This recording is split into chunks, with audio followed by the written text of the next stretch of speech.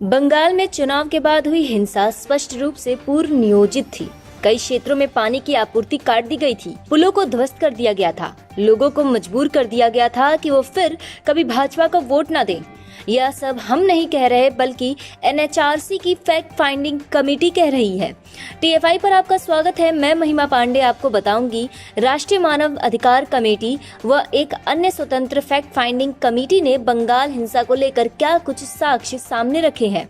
पश्चिम बंगाल में चुनाव के बाद हुई हिंसा की घटनाओं की जांच करने का काम राष्ट्रीय मानवाधिकार आयोग को सौंपा गया है। अब एनएचआरसी की टीम ने कुछ चौंकाने वाले खुलासे किए हैं। इस टीम ने बताया है कि जिन लोगों ने भाजपा को वोट देने की हिम्मत की, उन पर जानबूझकर अत्याचार किए गए। वहीं एक अन्य स्वतंत्र फैक्ट फाइंडिंग कमेटी ने भी इसी तरह का खुलासा किया है कि चुनाव के परिणाम के बाद हुई हिंसा सुनियोजित थी। दरअसल इस सप्ताह की शुरुआत में जाधवपुर की यात्रा के दौरान एनएचआरसी की समिति पर टीएमसी के गुंडों ने हमला किया था। यानी ममता बनर्जी चाहती ही नहीं है कि उनकी पार्टी द्वारा किए गए हमले की जांच भी हो। एएनआई ने एनएचआरसी अधिकारी के हवाले से बताया कि चुनाव के बाद हुई हिंसा की जांच के लिए जाधवपुर गई एनएचआरसी की टीम पर हमला किया गया था। जांच के दौरान ये पाया गया कि यहाँ 40 से अधिक घरों को नष्ट कर दिया गया है। हम पर गुंडों द्वारा हमला किया जा रहा है। वहीं एक स्वतंत्र फैक्ट फाइंडिंग कमेटी ने अपनी रिपोर्ट गृह मंत्रालय को सौंपी, जिसमें यह स्पष्ट रूप से कहा गया है कि चुनाव परिणाम घोषित होने के बाद हुए हिंसा अचानक नहीं हुए, बल्कि एक सुनियोजित तरीके से की गई हिंसा थी। हैरानी की बात तो यह है कि इस टीम का भी विरोध किया गया था। फैक्ट फाइंडिंग कमेटी ने बताया कि पश्चिम बंगाल में चुनाव के बाद हिंसा की 15,000 घटनाएं हुई, जिसमें 25 लोग मारे गए और 7,000 महिलाओं से छेड़छाड़ की गई। सिक्किम उच्च न्यायालय के पूर्व मुख्य न्यायाधीश न्यायमूर्ति प्रमोद कोहली की अध्यक्षता में civil society group call for justice ने 63 पेज की एक रिपोर्ट तैयार की है। इस रिपोर्ट को तैयार करने के लिए टीम पश्चिम बंगाल के कई जिलों में गई थी, जहां से 200 से ज्यादा तस्वीरें, करीब 50 से ज्यादा वीडियो एनालिसिस करके यह रिपोर्ट तैयार की गई है। इतना ही नहीं, यह टीम ग्राउंड पर पीड़ितों से भी मिलने पहुंची थी। केंद्रीय गृह राज्य मंत्री जी किशन रेड्डी के अनुसार कॉल फॉर जस्टिस की रिपोर्ट में कहा गया है कि 2 मई को चुनाव परिणाम के बाद पूरे पश्चिम बंगाल के कई गांवों और कस्बों में एक साथ हिंसा हुई। रिपोर्ट में कहा गया है कि ये एक स्पष्ट संकेत है कि ज्यादातर घटनाएं छिटपुट नहीं, बल्कि पूर्व नियोजित, संगठित और रणनीति के साथ हुई हैं।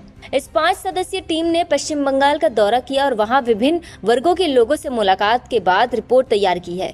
रेड्डी ने रिपोर्ट का हवाला देते हुए कहा कि राज्य के 16 जिले चुनाव के बाद हुई हिंसा से प्रभावित हुए हैं। उन्होंने कहा, रिपोर्ट में कहा गया है कि चुनाव के बाद हुई हिंसा के कारण कई लोगों को पश्चिम बंगाल में अपने घर छोड़ने को मजबूर होना पड़ा और असम, झारखंड तथा ओडिशा में शरण लेनी पड़ी है। रिपोर्ट के अनुसार अपराधी, माफिया डॉन और आपराधिक गिरोह जो पहले से ही पुलिस रिकॉर्ड में थे, उन्होंने ही हिंसा शुरू की और करते रहे, जो ये दर्शाता है कि उन्हें चुनाव के पहले ही राजनीतिक संरक्षण प्राप्त था और उन्हीं का इस्तेमाल अपने राजनीतिक प्रतिद्वंदियों को चुप कराने के लिए किया जाता था।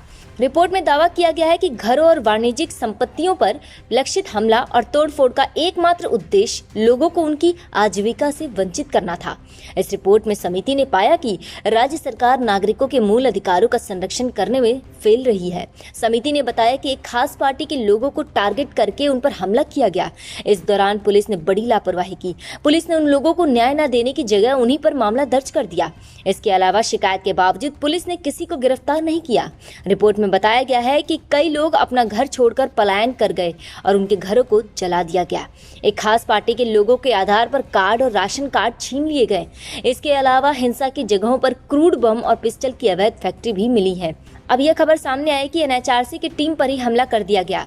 यानी स्पष्ट है कि ममता बनर्जी नहीं चाहती है कि उनकी पार्टी द्वारा किए गए हिंसा की पोल खुले। बता दें कि 18 जून को कोलकाता उच्च न्यायालय के 5 न्यायाधीशों की पीठ ने एनएचआरसी के अध्यक्ष को पश्चिम बंगाल में चुनाव के बाद की हिंसा की घटनाओं में कथित मानवाधिकार उल्लंघन के सभी मामलों की जांच के लिए एक समिति गठित करने का आदेश दिया था।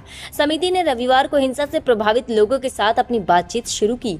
अब इसी समिति की रिपोर्ट सामने आने के बाद ममता बनर्जी पर कोलकाता हाई कोर्ट भी एक्शन ले सकेगा। अब यह देखना है कि ममता बनर्जी के खिलाफ गृह मंत्रालय और हाई कोर्ट क्या निर्णय लेता है।